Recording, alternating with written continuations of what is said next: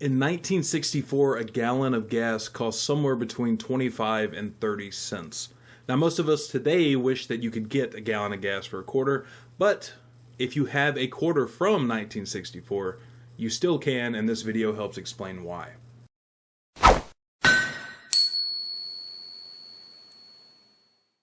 To start off, I want everyone to be fully aware that I am explaining my personal understanding of how all of this works. I am not some financial advisor or some economics professional, so look into every tiny detail that I mention in these videos. Don't take anything I say to the bank. Check everything for yourself. But that being said, let's get into the nitty-gritty of silver stacking, and specifically why I started stacking. So the reason you can still get a gallon of gas for a 1964 quarter is because a quarter from 1964 or before is actually made of 90% silver. So while that quarter has the face value today of 25 cents, the silver value inside that quarter is worth around $2.50 to $3 depending on the price of silver at the time. So that means in today's market, I would cash one of these in and actually be able to buy 2 gallons of gas. Of course, today is a little bit of an exception because of the changes recently in oil prices due to the pandemic. But even using a January 2020 price for gas, I could get over a gallon of gas for that 1964 quarter, which is, again, about $2.50, $3 worth of silver, maybe even more. But silver is considered an inflation hedge, and that is why I stack silver. I don't stack silver to flip and make a quick buck. I don't stack it because I think it's going to hit the moon in value. Although, I mean, obviously that would be great too, since I'm stacking quite a bit of it. I stack it because of the threat that inflation poses to the wealth that I've acquired over my adult life. And if you're like me, you grew up with elder members of your family, probably a grandpa or maybe a great uncle, talking about how we've all heard it. Well, back in my day, a candy bar cost a nickel. I could get a Coke for a nickel. I could go buy a burger or fries and get a milkshake all for a quarter. And for the most part, it's absolutely true for a back in the day scenario. But if you go to McDonald's today with 30 cents or a quarter, they're going to laugh at you. They're going to ask you to leave. They're not going to give you anything for that. But what happened? What happened is inflation. Inflation happened. The purchasing power of the US dollar has diminished since the good old days where you could buy a full meal at McDonald's for 20 cents. And most importantly, it wasn't just a one-time action that inflation happened. The purchasing power of the dollar has continued to diminish. There are inflation calculators you can use online to look at the damage that inflation has caused. In 1913, in the United States, we got both the Federal Reserve and the initiation of income taxes. And from 1913 all the way to today, we have seen the US dollar inflated a whopping 2,507%. No lie, that is an insane amount of inflation for just over a century. And an item that would have cost $1 in the year 1913 today would cost over $26. That's about a century of inflating the dollar. That's what happens. Now, if your great-grandpa was around in the year 1913, he could get 1 ounce of silver for about 50 cents. And let's say he took that 50 cents worth of silver, let's say he buried it in his backyard, and today you went out and you dug it up. Well, that silver is worth about 15 an ounce spot price as of May 5th, 2020. That 50 cents, however, with the possible exception of some numismatic coin value, has much less purchasing power, significantly less purchasing power. Now, this video is primarily to show the benefits of stacking silver, but if your great-grandpa had buried an ounce of gold in 1913 and you dug it up today, you would be even better off. But I guess the bigger picture here is to show the value of gold and silver in terms of preserving purchasing power. So the inflation has happened, and the inflation continues to happen even here in the United States today. But the biggest worry is hyperinflation. Of course, the most common example of this in modern times has been with Zimbabwe. In the mid-1980s, Zimbabwe had a dollar that held relatively close value to the US dollar at about $1.40 Zimbabwe for every 1 USD. Zimbabwe had always had issues with inflation, but over time the inflation rates went from ridiculous to pure insanity, and eventually $400 trillion Zimbabwe became worth 40 cents USD. However, if you lived in Zimbabwe and had put some of that money into silver early on, if you owned silver, you did not suffer that loss, and in fact, you gained significantly. The best current example in my mind is actually the socialist paradise of Venezuela. As we all know, Venezuela hit hyperinflation rates in 2016 and has since had to reissue their currency.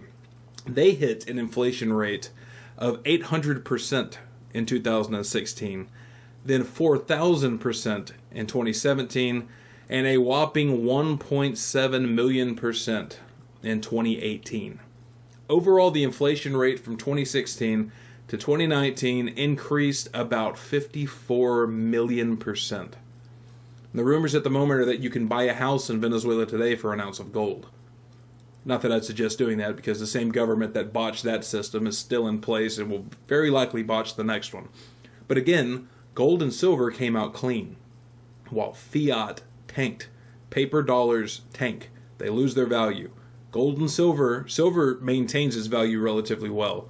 It's more volatile than gold, but it holds its value. Gold has really, really performed well over the last 50 or so years, especially.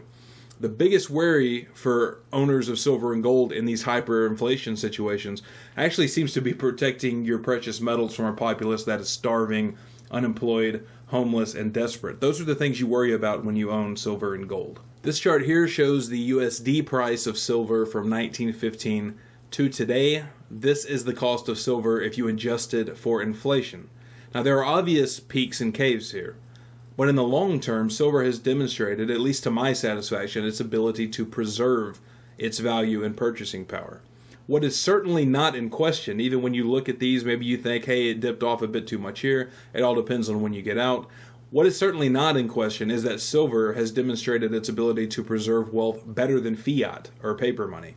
Since 1913, the US dollar has seen a decline of around 95% of its purchasing power, while silver has maintained its value very well. Gold has greatly expanded its value over the last century, going from 35 an ounce in 1970, back when we were on the gold standard, in fact the last year of the gold standard. It has gone from 35 an ounce to over 300 an ounce between 1970 and the year 2000, and it's over 1,700 an ounce today. So it has gone from $35 an ounce in 1970 to right now it is over $1,700. And personally, I think here within the next year, or maybe a little longer, both gold and silver are going to rise. But again, I'm not an expert, I'm not an advisor. I'm just a guy who can look at history, I can understand financial trends, and I can tell you this much, I'm putting my money where my mouth is on this issue. I started investing in silver last year. I've expanded that investment heavily this year. I've also taken the recommendation of diversifying my investment and extended that investment to as much gold as I can afford. And I think the bottom line is this: gold and silver are real money. They have a track record of being money as far back as humans have been keeping records.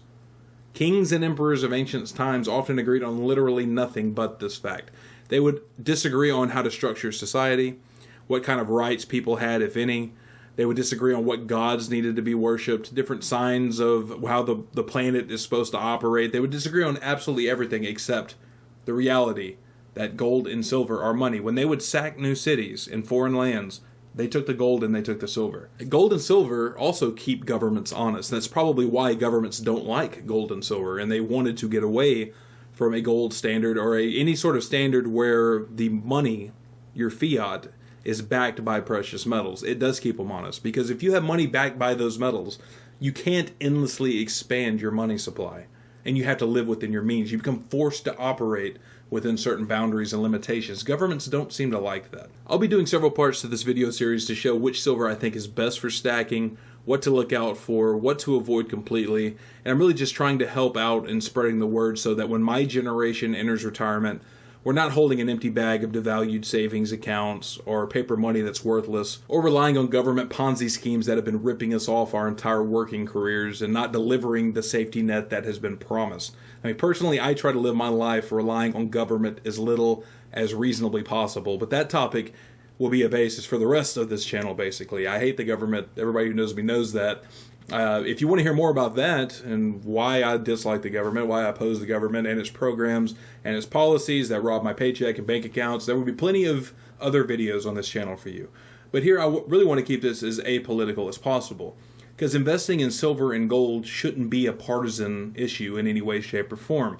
It's not an issue of political disagreement. It's really merely looking at the facts of history, both ancient, foreign, and modern, and drawing a reasonable conclusion from the trends of what is called this modern monetary policy.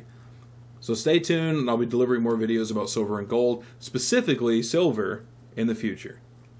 Alright guys, I hope you enjoyed that. If you like the message, you can follow me on Twitter at autopsy_87. And if you really like the message, you can toss a few bucks my way at paypal.me/autopsyrants. The links are in the description. It's totally up to you, but all support is appreciated. Thanks a lot, and look forward to more.